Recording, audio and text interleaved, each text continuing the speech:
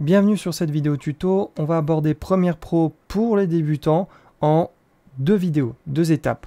La première, on va aborder l'interface du logiciel.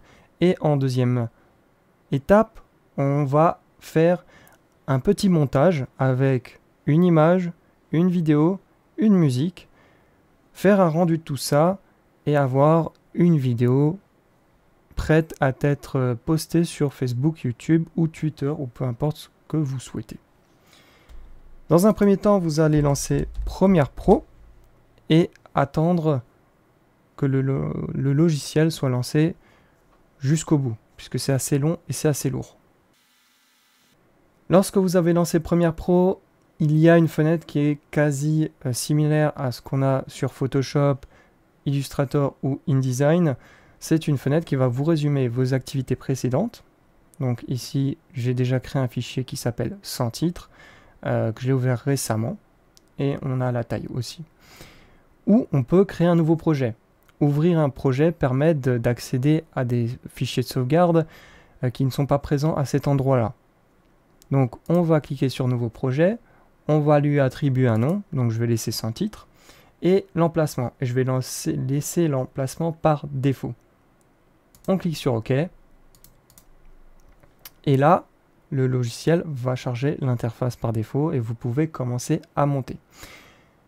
Au niveau de l'interface, on a évidemment les menus tout à fait classiques qu'on trouve dans n'importe quel logiciel en haut à gauche. Mais on va les aborder plus en fin de vidéo. Ce qui est important, par contre, très vital à comprendre, ce sont les différents panneaux. En fait, ce n'est pas vraiment des panneaux, c'est un nom tout à fait spécifique, c'est les espaces de travail.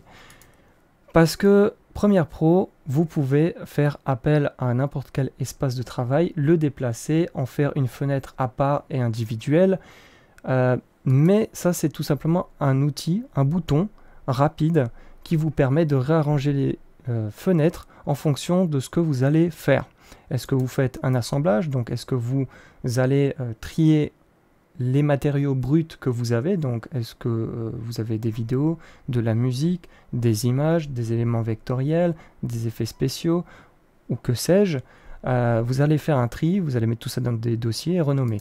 Par contre, si vous allez commencer à faire des coupures, de l'assemblage, tout simplement du montage multipiste, vous allez plutôt vous retrouver dans l'onglet montage. Cela va de même pour couleurs, effets, audio, image. Mais il est important de comprendre que, par exemple, cette fenêtre qui s'appelle option d'effet, on va la retrouver tout aussi bien ici. Elle sera simplement placée d'une autre manière, redimensionnée à une autre taille. Voilà. Mais on peut retrouver les mêmes panneaux dans les différents plans de travail. Donc le premier qui est assemblage, je vous l'ai expliqué. Le montage, cela va de soi. Cela, on va passer le plus clair de son temps. Couleur, là on va travailler sur la colorimétrie. Les effets, donc là c'est que ce soit les transitions d'ailleurs, audio, vidéo, ou appliquer des effets assez classiques sur votre vidéo. Audio, donc là on va plutôt se concentrer sur le mixage des pistes.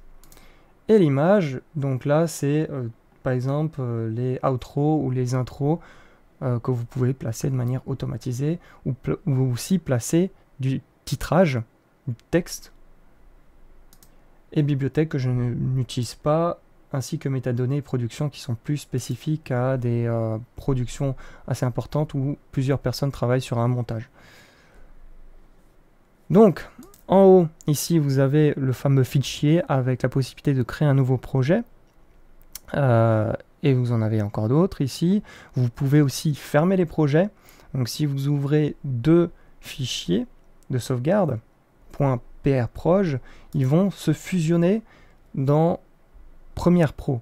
Il n'y aura pas une deuxième fenêtre Premiere Pro qui va distinguer les deux projets. Ça, c'est une chose importante à comprendre. Ça ne se voit pas forcément quand on est débutant et qu'on travaille sur une seule vidéo, mais quand on commence à prendre du niveau, il arrive assez souvent qu'on ouvre deux fichiers et qu'on s'en mêle un peu les pinceaux.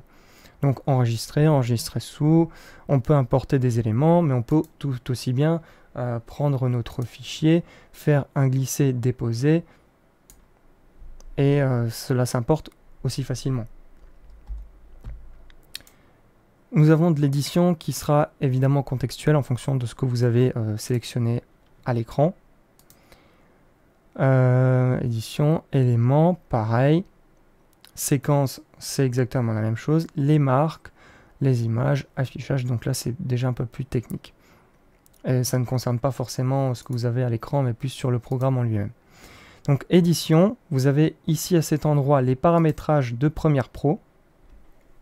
Donc c'est là que vous allez changer, par exemple l'interface, est-ce que vous voulez une interface plus claire ou plus foncée, le matériel audio qui est connecté, est-ce que vous voulez utiliser un micro, etc., etc. Je vous laisse parcourir les différents éléments. Mais voilà, si vous avez un paramétrage à changer dans Premiere Pro, c'est à cet endroit que vous allez le trouver. La vidéo de présentation de Premiere Pro étant terminée, on va maintenant passer sur la seconde vidéo où je vais importer des éléments, vidéo, photo, musique, et faire un petit montage très simple, très basique, et en faire un export.